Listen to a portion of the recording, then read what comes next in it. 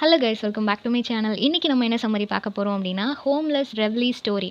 இதை எழுதினவங்க நந்தினி ஓசா. இதோட full title என்ன அப்படின்னா, whither justice stories of women in prison. So whither justice அப்படின்றது என்ன மீன் பண்ணுதுன்னா, வேர் இஸ் ஜஸ்டிஸ், ஜஸ்டிஸ் அப்படின்றது எங்கே இருக்குது அப்படின்னு சொல்லி கொஷின் பண்ணுற மாதிரி தான் இந்த புக்கை எழுதியிருப்பாங்க. அதில் பர்டிகுலராக இந்த ரெவ்லி அப்படின்ற ஒரு ஹோம்லெஸ் கேர்ளோட ஒரு ஸ்டோரியை தான் இதில் நரேட் பண்ணியிருக்காங்க. அதை தான் இதில் பார்க்க போகிறோம். ஓகேவா? ஸோ இந்த நந்தினி ஓசா அப்படின்றவங்க Indian writer and also social activist. இந்த பர்டிகுலர் புக்கில் வந்துட்டு இவங்க எதை பற்றி எழுதியிருக்காங்க அப்படின்னா, இவங்களுக்கு ஒரு ஃபீல்டு ஒர்க் ஒன்று கொடுத்துருக்காங்க. ப்ரிசனுக்கு போய் அங்கே இருக்கக்கூடிய விமன் ப்ரிசனர்ஸ் கிட்ட பேசணும், அவங்களோட லைஃப்பை பற்றி இவங்க இன்ஃபர்மேஷன்ஸ் கேதர் பண்ணிட்டு வரணும். நம்ம எல்லாருமே ஃபீல்டு ஸ்டடீஸ் எல்லாம் பண்ணுவோம் இல்லையா, அந்த மாதிரி இவங்களும் போன இடத்துல அவங்க பார்த்த ரியலிஸ்டிக்கான pain of prisoners, so women prisoner என்ன மாதிரி கஷ்டப்படுறாங்க அப்படின்றத ஒரு ரெப்ரசன்டேஷனாக இந்த புக்கை வந்து அவங்க கொடுத்துருக்காங்க. ஸோ நரேட்டிவ் ஜான்ரால தான் இருக்கும். ப்ரெசென்ட் பண்ணும்போது ஃபிக்ஷன் மாதிரி ப்ரெசென்ட் பண்ணாலும் நிறைய real incident, real life experience தான் அதில் இருக்குது அப்படின்றத சொல்கிறாங்க. ஸோ இந்தியன் பிரிசனர்ஸோட லைஃப், பர்டிகுலர்லி விமன், இது ஒரு கலெக்ஷன் ஆஃப் இண்டிவிஜுவல் ஸ்டோரிஸ். நிறைய விமனோட லைஃப்பை மொத்தமாக இதில் வந்து ஒரு கலெக்ஷனாக கொடுத்துருக்காங்க. ஈச் அண்ட் எவ்ரி சாப்டர் ஒவ்வொன்றிலையும் ஒவ்வொரு விமனோட டிஃப்ரெண்ட் டைப் ஆஃப் எக்ஸ்பீரியன்ஸ் இருக்கும். எல்லாம் ஒரே மாதிரி இருக்காது இல்லையா? தென் இதோட செட்டிங் அப்படின்னு பார்க்கும்போது சென்ட்ரல் ஜெயில், இந்தியாவில் இருக்கக்கூடிய சென்ட்ரல் ஜெயிலில் அவங்க போய் அந்த விசிட் பண்ணியிருக்காங்க. இந்த புக் வந்து ஃபர்ஸ்ட் பப்ளிஷ் ஆனது 2006. ஓகேவா? லேட்டர் இதை வந்து ரீப்ரிண்ட் பண்ணியிருக்காங்க, டிரான்ஸ்லேஷன் ஒர்க்காகவும் பப்ளிஷ் பண்ணியிருக்காங்க. இதோட நரேட்டிவ் ஸ்ட்ரக்சர் அப்படின்னு பார்க்கும்போது ஒரு செமி டாக்குமெண்ட்ரி ஸ்டைலில் இருக்கும். ஓகேவா? ஸோ இவங்க வந்து அவங்களோட ப்ராஜெக்ட்காக அவங்களோட தீசிஸ் பண்ணுற மாதிரி தானே அதை கலெக்ட் பண்ணி ப்ரெசென்ட் பண்ணியிருக்காங்க. ஸோ ஒரு செமி டாக்குமெண்ட்ரி ஸ்டைலில் இருக்கும். ஈச் அண்ட் எவ்ரி ஸ்டோரி ஒரு செல்ஃப் கண்டென்ட் நரேட்டிவ் மாதிரி இருக்கும். ஓகேவா? அவங்களோட லைஃப்பை சொல்கிற மாதிரி அதுக்கான ஒரு ஸ்பேஸாக இந்த புக்கை வந்து அவங்க எழுதியிருப்பாங்க. So both fiction and also நான் ஃபிக்ஷன் ரெண்டுமே பிளெண்ட் ஆன மாதிரி தான் இருக்கும். ஒரு ஓரல் ஹிஸ்ட்ரி எலமெண்ட்ஸை வந்து நம்மளால் பார்க்க முடியும். இதோட லிட்ரரி ஃபார்ம் அப்படின்னு பார்க்கும்போது ஒரு டெஸ்டிமோனியல் லிட்ரேச்சர் அப்படின்னு சொல்லலாம். ஓகேவா? ஓகே, சம்மரி பார்த்துடலாம். சம்மரியை வந்து 3 டிவிஷனாக நான் வந்து டிவைட் பண்ணியிருக்கிறேன். ஃபர்ஸ்ட் வந்து அந்த பேக்ரவுண்டு, இந்த புக்கை எழுதுறதுக்கு பர்டிகுலராக இந்த ஹோம்லெஸ் ரெவ்லீஸ் அப்படின்ற அந்த ஸ்டோரி வர்றதுக்கான இந்த ஒரு பேக்ரவுண்ட் இருக்கும். அப்புறம் அவங்களோட ஸ்டோரி, தென் அந்த ப்ரிசனில் உள்ள எல்லா விமனோட ஸ்டோரிஸையும் ஒரு நட்ஷல் மாதிரி நம்ம பார்க்கலாம். ஓகேவா? ஸோ ஃபர்ஸ்ட் வந்துட்டு இந்த புக் ஓப்பன் பண்ணும்போதே நிறைய விமன் ப்ரிசனரோட லைஃப்பை வந்து சொல்கிறாங்க. ஓகேவா? அவங்க வந்து poverty, exploitation, abuse, social neglect, இந்த மாதிரி எவ்வளோ பிரச்சனைகளை வந்து ஒரு ப்ரிசனில் ஒரு விமன் ஃபேஸ் பண்ணுறாங்க அப்படின்றத சொல்லியிருப்பாங்க. ஸோ நேரேட்டர் அவங்களோட ஃபீல்டு ஒர்க்குக்காக அந்த பர்டிகுலர் ப்ரிசனில் நிறைய பேரை மீட் பண்ணுறாங்க. எல்லாரோட ஸ்டோரிஸையுமே கேட்குறாங்க. ஒவ்வொன்றும் ஒவ்வொரு விதத்தில் இருக்குது. ஸோ எல்லாத்தையும் ஈச் அண்ட் எவ்ரி சாப்டர்ஸாக அவங்க டிவைட் பண்ணுறாங்க. ஏன்னா அவ்வளோ பெரிய ஸ்டோரிஸாக ஒவ்வொருத்தரும் சொல்கிறாங்க. ஒவ்வொருத்தருமே ஒவ்வொரு ரெப்ரசன்டேஷன், ஒவ்வொருத்தரோட பேக்ரவுண்டாக இருக்கட்டும், இல்லை அவங்களோட பெயினாக இருக்கட்டும், எல்லாமே ஒன்று டிஃப்ரெண்ட்டாக இருக்குது அப்படின்றத சொல்கிறாங்க. தென் இந்த புக் ஃபுல்லாகவே ப்ரிசனர்ஸோட அந்த டெய்லி ரொட்டீனை சொல்கிற மாதிரி இருக்கும். ஓகேவா? ஸோ அவங்க அந்த ரொம்பவே உடஞ்சி தகுந்த மாதிரி, ப்ரிசன்லாம் ரொம்ப நீட்டாலாம் இருக்காது இல்லையா? ஸோ ரொம்ப மோசமான கண்டிஷனில் இருக்கக்கூடிய அந்த ப்ரிசனாக இருக்கட்டும், தென் ரொம்பவே ஸ்ட்ரிக்டாக இருக்கக்கூடிய அந்த ஜெயில் வார்டனாக இருக்கட்டும், இல்லை லிமிட்டடான ஃபெசிலிட்டிஸாக இருக்கட்டும், இல்லை அவங்களுக்கு கொஞ்சம் கூட பேசுகிறதுக்கோ சிரிக்கிறதுக்கோ ஃப்ரீடம் இல்லாமல் இருக்கும் இல்லையா? அந்த மாதிரியான விஷயங்கள் எல்லாத்தையுமே ஃபோக்கஸ் பண்ணியிருப்பாங்க. ஸோ அங்கே இருக்கக்கூடிய விமனுக்கு என்ன மாதிரி ஒர்க் கொடுப்பாங்க அப்படின்னா, இடம் ஃபுல்லாக க்ளீனாக வச்சுக்கணும், அவங்களோட கிளாத்ஸ் எல்லாத்தையும் வாஷ் பண்ணணும், குக்கிங் அவங்க தான் பண்ணணும். நிறையா மூவிஸில் வந்து மென் வந்து ஜெயிலில் இருக்கும்போது என்னெல்லாம் ஒர்க் பண்ணுவாங்க அப்படின்றத காட்டியிருப்பாங்க. வெரி ஃபியூ மூவிஸில் விமனோட ஒர்க்கை காமிச்சிருப்பாங்க. ஸோ 2 பேருக்குமே ஒரே மாதிரி ஒர்க் தான். மென்னோ விமனோ எல்லாரும் ஒரே மாதிரியான ஒர்க் தான் அந்த ப்ரிசனில் பண்ணுற மாதிரி இருக்கும். ஓகேவா?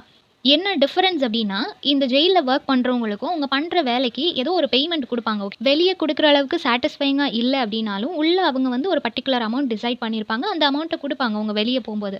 ஆனால் இந்த விமன் பிரிசனர்ஸ்க்கு அந்த ஒரு சேலரியுமே கிடைக்கல அப்படின்றத சொல்கிறாங்க. அவங்க வந்து ஃப்ரீயாக தான் அந்த ஒர்க் எல்லாம் பார்க்குற மாதிரி இருக்குது. தென் அங்கே இருக்கக்கூடிய நிறைய பிரிசனர்ஸ் ஜெயிலுக்கு வந்ததுக்கான ரீசன் என்ன அப்படின்னு சொல்லி கேட்கும்போது, நிறைய டஃப்பான டைம்ஸ் அவங்கள கண்ட்ரோல் பண்ணது தான் அப்படின்னு சொல்லுவாங்க. ஃபார் எக்ஸாம்பிள், பாவர்ட்டியாக இருக்கலாம், டொமஸ்டிக் வயலன்ஸாக இருக்கலாம், இல்லை ஏதோ ஒரு க்ரைம் யாரோ ஒருத்தங்க பண்ணிவிட்டு இவங்க பழி ஏற்று உள்ளே வரலாம், இல்லை ஃபால்ஸ் அக்யூசேஷன், இந்த மாதிரி நிறைய விஷயங்கள் வந்துட்டு அவங்கள ஜெயிலுக்கு கூட்டிகிட்டு வந்துச்சு. பட் எல்லாமே ஒரு பேத்தட்டிக்கான ரீசனாக இருக்குது அப்படின்றத சொல்லியிருப்பாங்க. ஸோ பர்டிகுலராக ஹோம்லெஸ் ரெவ்லி, இந்த ரெவ்லி அப்படின்ற பொண்ணோட ஸ்டோரி என்ன அப்படின்னா, அவங்களோட சைல்ட்ஹுட் டேஸை அவங்க நினச்சி பார்க்குறாங்க. அவங்களோட வில்லேஜில் வந்து ரொம்பவே ஹாப்பியான ஒரு லைஃப் அவங்க லீட் பண்ணிகிட்டு இருந்தாங்க. சுற்றி ஃபாரஸ்ட் இருக்கக்கூடிய, நேச்சரை டிபெண்ட் பண்ணி இருக்கக்கூடிய ஒரு வில்லேஜ். அந்த வில்லேஜில் வந்து ரெவ்டி அப்படின்னு சொல்லக்கூடிய ஒரு ரிவர் இருக்கும். ஓகேவா? அந்த ரிவரை தான் அவங்க டிபெண்ட் பண்ணி இருந்தாங்க. நேச்சுரல் பியூட்டியாக இருக்கட்டும், நல்ல ஃபர்டைல் லேண்டாக இருக்கட்டும், எல்லாமே ரொம்பவே அவங்க பீஸ்ஃபுல்லாக அவங்க லைஃப்பை எந்த ஒரு ரெஸ்ட்ரிக்ஷனும் இல்லாமல் வாழ்கிற மாதிரியான ஒரு சிச்சுவேஷன் இருந்திருக்கும். நிறையா ஜென்ரேஷனாக அவங்க அங்கே தான் வாழ்ந்துட்டு இருக்கிறாங்க. அவங்க ஃபார்மிங் பண்ணுறாங்க. இந்த நாடு மாடுகளை மேய்க்கிறதா இருக்கட்டும், இல்லை அந்த ஃபாரஸ்ட்லேருந்து கிடைக்கக்கூடிய நேச்சுரல் ஐட்டம்ஸ் எல்லாம் கலெக்ட் பண்ணி அதை சேல் பண்ணுறதா இருக்கட்டும், ரிவரில் ஃபிஷிங் பண்ணி அதை சேல் பண்ணுறது, இந்த மாதிரி தான் அவங்களோட டே டு டே ரொட்டீன், அவங்க ஏர்னிங்ஸ்க்கான அந்த ஒர்க் எல்லாமே இருந்துச்சு. ஓகேவா? தென் அந்த வில்லேஜ்லேயுமே அவங்க நிறைய சேக்ரெட்டான ட்ரீஸ் வச்சிருப்பாங்க. இப்பவும் கூட நிறைய ஹிந்து டெம்பிள் எல்லாமே சில மரங்கள வந்து அவங்க தெய்வமா வழிபடுவாங்க இல்லையா? அந்த மாதிரி இவங்களும் வழிபட்டுட்டு இருந்தாங்க. அவங்களுக்குன்னு தனியா கோவில்கள் இருந்துச்சு. அவங்க கூட்டத்திலேயே இறந்து போறவங்கள புதைக்கிறதுக்கான ஒரு பர்ட்டிகுலர் இடம் வச்சிருந்தாங்க. ஸோ இந்த மாதிரி இதெல்லாம் அவங்களோட ஒரு கல்ச்சுரல் ஐடென்டிட்டியா பார்த்தாங்க.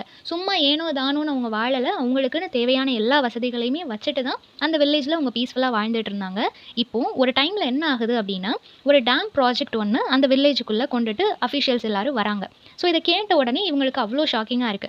கவர்ன்மெண்ட் அஃபிஷியல்ஸ் வந்து என்ன சொல்றாங்க அப்படின்னா, நாங்க சர்வே எடுத்தப்போ எங்களோட டேம் ப்ராஜெக்ட்டுக்கு இந்த வில்லேஜோட இந்த லேண்டுமே தேவைப்படுது. ஸோ நாங்க டேம் கட்டணும் அப்படின்னா கண்டிப்பா எங்களுக்கு இந்த இடம் தேவைப்படும். நீங்க குடுத்துருங்க அப்படின்னு சொல்லி கேட்குறாங்க.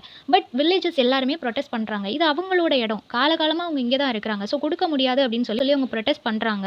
பட் அந்த அஃபிஷியல்ஸ் எல்லாரும் எப்படியாவது அவங்க கிட்ட இருந்து வாங்கிரணும்ன்றதுல ரொம்பவே அவங்க கன்னிங்கா இருக்கிறாங்க.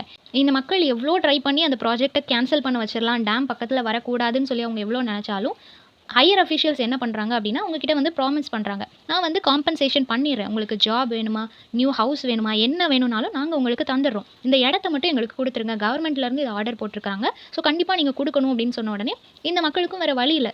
ஓகே பெட்டர் லைஃப் கிடைக்கும் அப்படின்னு சொல்லி நம்பி அந்த இடத்த விட்டு வெளிய வராங்க. ஸோ கொஞ்சம் கொஞ்சமா கன்வின்ஸ் ஆக ஸ்டார்ட் பண்றாங்க. இப்போ அந்த வில்லேஜ்ல இருக்கக்கூடிய கொஞ்சம் பேரையும் வொர்க் ஸ்டார்ட் பண்ணா எப்படியாவது அவங்க வெளிய போயிருவாங்க அப்படின்னு சொல்லி இந்த அஃபிஷியல்ஸ் எல்லாரும் நம்பி வொர்க்க ஸ்டார்ட் பண்றாங்க. கொஞ்சம் பேர் ஆல்ரெடி மூவ் ஆயிட்டாங்க. இன்னும் கொஞ்சம் பேர் அங்க இருக்கிறாங்க. அந்த டைம்ல இவங்க வொர்க் ஸ்டார்ட் பண்ணதும் அந்த வாட்டரோட லெவல் வந்து இன்க்ரீஸ் ஆக ஆரம்பிக்குது. வழியே இல்லாம அவங்க எல்லாரும் அந்த ஊர காலி பண்ணி போறாங்க. அப்போ ரெவ்லி ரொம்ப எமோஷனலா ஷேர் பண்ற விஷயம் என்ன அப்படின்னா, இவ்ளோ காலம் நாங்க இருந்த அந்த வீடு எல்லாமே தண்ணிக்கு கீழ போறத நாங்க பார்த்தோம். அவ்ளோ வேதனையோட நாங்க அந்த இடத்துல இருந்து நகர்ந்து வந்தோம். இப்போ எங்களோட ஃபேமிலி எல்லாமே வேற ஒரு இடத்துல செட்டில் ஆயிட்டோம். ஒரு ரயில்வே ஸ்டேஷனுக்கு பக்கத்துல ஒரு இடம் எங்களுக்காக குடுத்தாங்க. ரொம்பவே கிரவுடடான சிட்டி ஏரியாக்குள்ள நாங்க இருந்தோம். எங்களுக்கான குடிசை எல்லாத்தையுமே நாங்களே கட்டிக்கிட்டோம். பிளாஸ்டிக் ஷீட்ஸ் எல்லாம் இருக்கும் இல்லையா? அதெல்லாம் வச்சு தான் கவர் பண்ணி நிறைய வுட்டன் பிளாங்க்ஸ் எல்லாம் இருந்துச்சுன்னா, அதெல்லாம் வச்சு தான் நாங்க வீடு கட்டி, அப்போதைக்கு எங்களால என்ன முடியுமோ அத வச்சு நாங்க வாழ்ந்துட்டு இருந்தோம். பட் அந்த நியூ பிளேஸ்ல நாங்க நெனச்ச மாதிரி எதுவுமே எங்களுக்கு கிடைக்கல அப்படின்றத சொல்றாங்க. வாட்டர் எதுவுமே கிளீனா இல்ல, சானிடேஷன் இல்ல, சேஃப்டி இல்ல. ரொம்பவே கஷ்டப்பட்டு ஒவ்வொரு நாளும் பயத்தோட அவங்க கடந்து போற மாதிரி இருந்துச்சு. மென் யாருக்கும் எந்த ஒரு வொர்க்குமே இல்ல. அவங்க எங்கேயாவது போய் வொர்க் கேட்டாலும் உங்களுக்கு யாரும் வொர்க் குடுக்க மாட்றாங்க. ஸோ டெய்லி வேஜ் டெய்லி ஏதாவது அவங்களுக்கு கிடைக்கிற சின்ன சின்ன வேலைய பார்த்து, அது மூலமா கிடைக்கிற வருமானத்த வச்சு அவங்க ஃபேமிலிய ஓட்டிட்டு இருக்காங்க. தென் விமெனும் வொர்க்குக்கு போனா தான் கரெக்ட்டா இருக்கும்னு சொல்லிட்டு, அவங்க எல்லாரும் வீட்டு வேல பார்க்குறதுக்கு, அந்த மாதிரியான வேலைக்கெல்லாம் அவங்க போயிட்டு இருக்காங்க. ரெவ்லியோட ஹஸ்பண்டும் வொர்க்குக்கு போறாரு. கொஞ்சம் சம்பளம் தான் கிடைக்குது. ஸோ வீட்டுக்கு வரும்போதெல்லாம் ரொம்பவே ஃப்ரஸ்ட்ரேட்டடா வராரு. அவங்களோட குழந்தைங்க எல்லாமே ரொம்பவே இல்னஸ்னால சஃபர் ஆகுறாங்க. ஏன்னா ரொம்பவே பொல்யூட்டடா இருக்குது இல்லையா? ஃபுட் எதுவுமே ப்ராப்பரா அவங்களுக்கு கிடைக்கல. அப்படியே கிடைச்சாலும் அது கிளீனா இல்ல. அந்த வீடே ரொம்ப மோசமான கண்டிஷன்ல இருக்கும்போது, அடிக்கடி குழந்தைங்களுக்கு உடம்பு சரியில்லாம ஆகுது. ஸோ ரெவ்லி வந்து நம்ம தான் ஏதாவது ஒரு ஸ்டெப் எடுக்கணும் அப்படின்னு சொல்லிட்டு கவர்மெண்ட் ஆஃபீஸ்க்கு போறாங்க. அங்க போய் நெறைய தடவ கேட்குறாங்க. நீங்க காம்பன்சேஷன் குடுப்பேன்னு சொன்னீங்களே, ஆனா எதுவுமே பண்ணலையே. நாங்க ஒரு வொர்ஸ்ட்டான இடத்துல இருக்கிறோமேன்னு சொல்லி நெறைய தடவ கேட்குறாங்க. பட் ரிப்பீட்டடா உங்கள இக்னோர் பண்ணி ஏதாவது ஒரு காரணம் சொல்றாங்க. நாளைக்கு வாங்க, இல்லன்னா இன்னைக்கு ஆஃபீஸ் சரியில்ல, டாக்குமெண்ட்ஸ மறுபடியும் புதுசா பண்ணி கொண்டு வாங்க. இந்த மாதிரி ஏதாவது ஒரு ரீசன் சொல்லிட்டு உங்கள நெக்லெக்ட் பண்ணிட்டே இருக்கிறாங்கன்றது ஒரு பாயிண்ட் ஆஃப் டைம்ல உங்களுக்கு புரிய வருது. அவங்க ப்ராமிஸ் பண்ணது எல்லாமே சும்மா. நம்மளுக்கு லேண்டும் தரப்போறது கிடையாது. மணியும் நமக்கு தரப்போறது கிடையாது அப்படின்றது அவளுக்கு தெரிஞ்சு போச்சு. ஸோ இப்போ எக்ஸ்ட்ரீம் பாவர்ட்டில இருக்கிறாங்க. ஏதாவது ஒரு வொர்க் பண்ணணும், ஏதாவது ஏர்ன் பண்ணா மட்டும் தான் உங்களோட ஃபேமிலிய ரன் பண்ண முடியுன்ற சிச்சுவேஷன்ல இருக்கும்போது, அப்போ அவங்களோட அந்த ஸ்லம் ஏரியா, அந்த கம்யூனிட்டில இருக்கிற எல்லாரும் ஒண்ணா இருக்கிறாங்க இல்லையா? அந்த இடத்துல இருந்து ஒரு பெர்சன் வந்து இவங்களுக்கு இன்ட்ரோடியூஸ் ஆகுறாங்க. அவங்க என்ன சொல்றாங்க அப்படின்னா, நாங்க வந்து இது குரூப்பா பண்ணிட்டு இருக்கிறோம். ட்ரக்ஸ் வந்து நாங்க ஒரு சின்ன பாக்கெட்ல வச்சு சேல் பண்ணிட்டு இருக்கிறோம். யாருக்கும் தெரியாது. நீயும் என்னோட சேர்ந்து பண்ணேன்னா உனக்கு நல்ல ஏர்னிங்ஸ் கிடைக்கும். உன்னோட ஃபேமிலிய நீ பார்த்துக்கலாம் அப்படின்ற மாதிரி ரெவ்லிய வந்து பிரெயின் வாஷ் பண்றாங்க. ஃபர்ஸ்ட் அவளுக்கு ரொம்ப ஹெசிடேஷனா இருக்கு. இந்த மாதிரி ஒரு வொர்க் பண்ணி நம்ம ஏர்ன் பண்ணணுமா அப்படின்னு சொல்லி ஃபர்ஸ்ட் அவ ஒத்துக்கல. பட் இப்போ அவளுக்கு பாவர்ட்டியோட எக்ஸ்ட்ரீம்ல இருக்கு. குழந்தைங்களுக்கு உடம்பு சரியில்லாம ஆகுது. ஹஸ்பண்ட் ரொம்ப ஃப்ரஸ்ட்ரேட்டடா இருக்கிறாரு. ஸோ ஏதாவது பண்ணி ஆகணும் அப்படின்ற ஒரு சிச்சுவேஷன்ல அவ ஃபோர்ஸ்ஃபுல்லா தள்ளப்படுறதுனால அக்செப்ட் பண்ணிக்கிறா. ஸோ சீக்ரெட்டா இந்த மாதிரியான ட்ரக்ஸ வந்து அவ டெலிவர் பண்ண ஸ்டார்ட் பண்றா. மோஸ்ட்லி அந்த ரயில்வே ஸ்டேஷன் பக்கத்துல இருக்கக்கூடிய இடங்களுக்கு தான் அவ ட்ரான்ஸ்ஃபர் பண்ற மாதிரி இருக்கு. ஒரு நாள் இதே மாதிரி அந்த பாக்கெட்ஸ எடுத்துட்டு அவ போயிட்டு இருக்கும்போது போலீஸ் செக் பண்ணி அவள புடிச்சிடுறாங்க.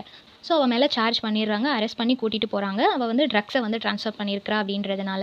இப்போ அவள கோர்ட்டுக்கு கூட்டிட்டு போறாங்க. அவளுக்காக சப்போர்ட் பண்றதுக்கு எந்த ஒரு லாயரும் இல்ல. 10 இயர்ஸ் நீ பிரிசன்ல இருக்கணும் அப்படின்னு சொல்லிடுறாங்க. அவளுக்கு எதுவுமே சொல்ல முடியல. ஏன்னா அவ தப்பு பண்ணியிருக்கா இல்லையா? அவளோட ரீசன் சொன்னாலும் அவங்க யாரும் அக்செப்ட் பண்ணிக்க போறதில்ல. ரொம்பவே ஷேமா அவளுக்கு ஃபீல் ஆகுது. எவ்ளோ வறுமையா இருந்தாலும் நம்ம இந்த மாதிரி பண்ணியிருக்க கூடாதோ அப்படின்ற மாதிரி ஒரு தாட் அவளுக்குள்ள இருக்கு. ஸோ ரொம்ப பயத்தோட உள்ள என்டர் ஆகுறா.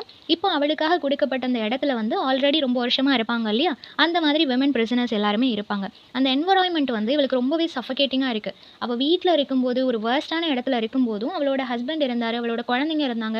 அவளுக்கு தெரிஞ்சவங்க எல்லாரும் சுத்தி இருக்கும்போது மேனேஜ் பண்ண முடியும் இல்லையா? ஆனா இப்போ ஒரு புது இடத்துல இருக்கிறா, ஒரு ஷேமோட உட்கார்ந்திருக்கிறா, கிரிமினல்ஸோட மத்தியில இருக்கிறா இல்லையா? ஸோ அவளுக்கு அவ்ளோ கஷ்டமா இருக்கு. அந்த இடம் வந்து ரொம்பவே புவர் வென்டிலேஷன். ப்ராப்பரா அவளுக்கு காத்து வரல, தூங்க முடியல. ஓவர் க்ரவுடா இருக்குது. எப்பவுமே நாய்ஸியா இருக்கக்கூடிய பொல்யூட்டடான அந்த இடத்துல அவளால கொஞ்ச நேரம் கூட தாக்கு பிடிக்க முடியல. அப்போ சில விமன வந்து அவ மீட் பண்றா. அவங்களும் பாவர்ட்டினால தான் கிரைம் பண்ணி நாங்க உள்ள வந்தோம் அப்படின்னு சொல்லி அவங்களோட கதைய சொல்றாங்க. ஸோ இந்த மாதிரி கொஞ்சம் கொஞ்சமா ஒவ்வொருத்தர்கிட்டயா பேச ஆரம்பிக்கிறா. தென் அவளோட டெய்லி ரொட்டீன் அந்த வொர்க்குக்கு அவளையே அவ பழக்கிக்கிறா. டெய்லி காலையில சீக்கிரமாவே எந்திரிக்கணும். எல்லா வொர்க்கையும் அவ பண்ணணும். கிளீன் பண்றதா இருக்கட்டும். ஒவ்வொரு லேபர்ஸ்க்கும் ஒவ்வொரு வொர்க் வந்து குடுப்பாங்க இல்லையா? ஸோ அது எல்லாத்தையும் அந்த பிரிசனர்ஸ் எல்லாரும் பண்ணி முடிக்கணும்.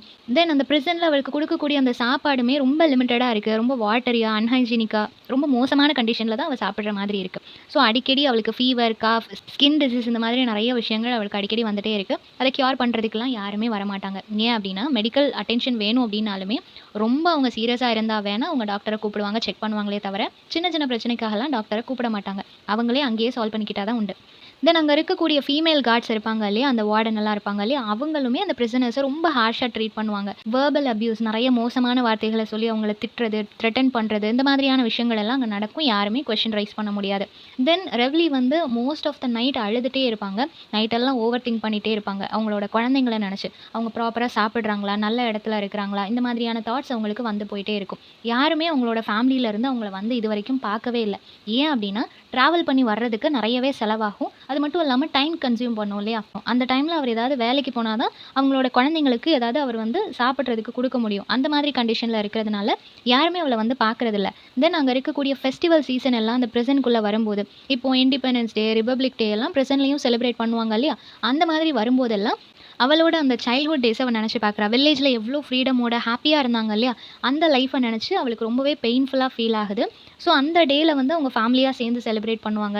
அந்த ரிவர் சைட்ல ஃபுட் எல்லாம் ஷேர் பண்ணிக்குவாங்க. நெறைய சாங்ஸ் பாடி, சந்தோஷம் மட்டும் தான் அந்த இடத்துல நிறைஞ்சிருக்கும்.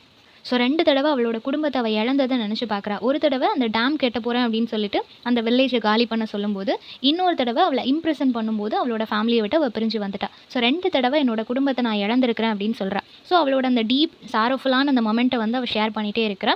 அந்த டிஸ்பிளேஸ்மென்ட் அப்படின்ற ஒரு விஷயம் வந்து அவளோட லைவ்லிஹுட், டிக்னிட்டி, ஐடென்டிட்டி எல்லாத்தையும் எப்படி வேனிஷ் பண்ணுச்சு. இதுக்கப்புறம் அவளோட ஃபேமிலி கூட போய் சேரும்போதும், அவளுக்குள்ள ஒரு கில்ட் இருந்துட்டே இருக்கும் இல்லையா? அந்த மாதிரி ஒரு விஷயத்த நம்ம பண்ணியிருக்க கூடாது அப்படின்னு சொல்லி அவ ஃபீல் பண்ணுவா. இது எல்லாத்தையும் நெனச்சு பார்த்து ஒரு ரிக்ரெட்டோட அவ நரேட் பண்ணிட்டு இருக்கிறா. அது ஒரு இல்லீகல் வொர்க் நான் பண்ணியிருக்க கூடாது. பட் எக்ஸ்ட்ரீம் ஹங்கர் எனக்கு என் குழந்தைங்களுக்கு குடுக்குறதுக்கு கூட எதுவும் சாப்பாடு இல்லாததுனால, வேற எந்த ஒரு ஆப்ஷனும் இல்லாததுனால தான் நான் அத பண்ணேன் அப்படின்னு சொல்லி என்னதான் அவ ஜஸ்டிஃபை பண்ண நெனச்சாலும், இப்ப அதுக்கான பனிஷ்மென்ட் அவ அனுபவிச்சுட்டு இருக்கா இல்லையா? ஸோ அது எல்லாத்தையும் நெனச்சு அழுதுட்டே இருக்கிறா. ஸோ அவளோட ஸ்டோரிய அவ கன்க்ளூட் பண்ணும்போது, அவ என்ன சொல்றா அப்டின்னா, "எனக்கு தெரியல. எனக்கு ஃப்யூச்சர்ல என்ன மாதிரியான ப்ராப்ளம் இருக்கு. இந்த சென்டென்ஸ் முடிஞ்சதுக்கப்புறம் 10 இயர்ஸ்க்கு அப்புறம் என்னோட லைஃப் எப்படி இருக்கும்? எதுவுமே எனக்கு தெரியாது. எனக்கு வீடு இருக்குமா? அங்க போனதுக்கப்புறம் ஒரு ப்ராப்பரான லைஃப் இருக்குமா? எதுவுமே எனக்கு தெரியாது. பட் ஏதோ ஒரு ஹோப்போட நான் இருக்கிறேன்." அப்டின்ற மாதிரி அவளோட ஸ்டோரிய முடிக்கிறா. தென் அந்த பிரிசன்ல இருக்கக்கூடிய அதர் விமன் எல்லாருக்கும் என்ன மாதிரியான ப்ராப்ளம் இருக்கு அப்டின்னு ஒரு அவுட்லைன் மாதிரி பார்த்துரலாம். ஓகேவா? ஃபர்ஸ்ட் பிரிசனர் எப்படி வந்திருப்பாங்க அப்டின்னா, அவங்களோட ஹஸ்பண்ட் வந்து கன்டினியூஸா அவங்கள வந்து அப்யூஸ் பண்றது. நெறைய வருஷமா அவங்களோட வயலன்ஸ் அவங்களோட டொமஸ்டிக் வயலன்ஸ்க்குள்ள அவங்க இருந்துட்டு இருந்திருக்காங்க. ஒரு கட்டத்துக்கு மேல டாலரேட் பண்ண முடியாம அவங்க ஹஸ்பண்ட கொலை பண்ணிட்டதுனால இப்போ அவங்க ஜெயில்ல இருக்கிறாங்க. ஸோ அவங்களோட வலி தாங்க முடியாம தான் அவங்க ஒரு விஷயம் பண்ணாங்க. பட் இப்பவும் அவங்க பனிஷ்மென்ட் அனுபவிக்கிறாங்க. நெக்ஸ்ட் பிரிசனர் என்ன சொல்லியிருப்பாங்க அப்டின்னா, ஃபால்ஸ் அக்யூசேஷன். வேற ஒருத்தர் பண்ணாரு. அவரு தப்பிச்சு போயிட்டாரு அப்டின்றதுக்காக கேஸ க்ளோஸ் பண்றதுக்காக என்ன புடிச்சிட்டு வந்து போட்டுட்டாங்க அப்டின்ற மாதிரி அவங்க நரேட் பண்றாங்க. இன்னொரு பிரிசனர் என்ன சொல்றாங்க அப்டின்னா, என்னோட பார்ட்னரோட சேர்ந்து என்னையும் அரெஸ்ட் பண்ணிட்டாங்க. இருந்தாலும் அந்த கிரைம்ல நான் வந்து ஃபுல்லா இன்வால்வ் ஆகவே இல்ல. ஆனா அவருக்கு என்ன பனிஷ்மென்ட் குடுத்தாங்களோ, அதே பனிஷ்மென்ட் எனக்கும் குடுத்திருக்காங்க. ஸோ இது வந்து எப்படி ஈக்குவலா இருக்கும் அப்படின்னு சொல்லி அவங்க கொஸ்டின் பண்றாங்க. இன்னொரு பிரிசனர் வந்து ரொம்பவே பிட்டியபிள் கண்டிஷன். அவங்களோட நியூ பார்ன் சைல்டு இப்பதான் அவங்களுக்கு குழந்தை பொறந்திருக்கு. குழந்தை பொறந்ததும் அவங்க பிரிசனுக்கு வர்ற மாதிரியான சிச்சுவேஷன் ஆயிடுச்சு. ஸோ அந்த குழந்தை எப்படி வளரப்போதோன்னு நெனச்சு அவங்க ஒரு பக்கம் அழுறாங்க. இன்னொருத்தவங்க என்ன சொல்றாங்க அப்படின்னா, இந்த ஒரு அரெஸ்ட்டுக்கு அப்புறமா அவங்க ஃபேமிலிய விட்டு கம்ப்ளீட்டா அவங்க வெளிய வந்துட்டத, அவங்க ஃபேமிலி கொலாப்ஸ் ஆனத, இதுக்கப்புறம் அவங்க ஃபேமிலிக்கும் அவங்களுக்கும் ஒரு கனெக்ஷனே இல்லாம போறத நெனச்சு அவங்க ஃபீல் பண்றாங்க. இன்னொரு விமன் என்ன சொல்றாங்க அப்படின்னா, அவங்க வந்து ஒரு பிசினஸ் விமன். ஸோ ஃபினான்ஷியலா அவங்க ஒரு ஃப்ராட் பண்ணிட்டதா, அவங்களோட எம்ப்ளாயீஸே அவங்களுக்கு அகைன்ஸ்ட்டா மேனிபுலேட் பண்ணதுனால, இப்போ நான் வந்து ஜெயில்ல இருக்கிறேன். நான் அந்த மாதிரி எதுவுமே பண்ணல. பட் என்னோட எம்ப்ளாயீஸ் எல்லாரும் சேர்ந்து என்ன இந்த நிலைமைக்கு கொண்டு வந்துட்டாங்க அப்படின்னு சொல்றாங்க. இன்னொரு பிரிசனர போய் பார்க்குறாங்க. அவங்க வந்து ஸ்டேபிளாவே இல்ல. இவ்வளோ நாள் இந்த வொர்ஸ்ட்டான ஒரு இடத்துல இருந்ததுனால கம்ப்ளீட்லி மென்டலி டிஸ்டர்ப் ஆன மாதிரி, மென்டல் பேலன்ஸை இழந்தவங்க மாதிரி இருக்கிறாங்க. ஏன்னா அந்த ஒரு ட்ரமாட்டிக் ஃபீல், இங்க இருக்கக்கூடிய ஒரு அட்மாஸ்பியர் எல்லாமே அவங்கள மென்டலி டிஸ்டர்ப் பண்ணிடுச்சு அப்படின்றத அவங்க பார்க்குறாங்க.